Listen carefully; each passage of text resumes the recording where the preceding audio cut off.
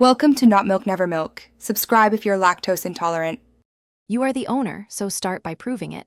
Get your ID, registration, and VIN from the dash. Once done, try the quickest option first, the Honda Link app or your key fob remote. Make sure your phone has signal and the app is logged into the account tied to this fit. If the fob battery is dead, modern Hondas still accept remote unlock via Honda customer service when you confirm ownership. This saves damage and is fast. If remote unlock fails or the app isn't available, call Honda Roadside Assistance or an authorized locksmith next.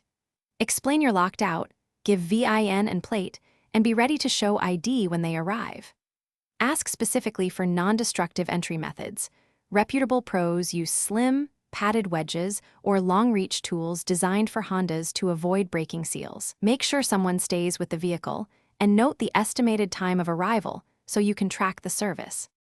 Once the door is open, immediately inspect the latch, door seals, and interior for damage before the technician leaves. Make sure the entry was non-destructive. If the fob battery failed, replace it and test remote functions, then reprogram if necessary. If the door still won't open or the lock seems jammed, check the child lock switch on the edge of the rear door or lift the interior handle while someone operates the exterior. If that fails, call the locksmith back. Troubleshooting tip: if the lock is stubborn, Thanks for watching. If this was helpful, leave a like and consider subscribing. See you next time.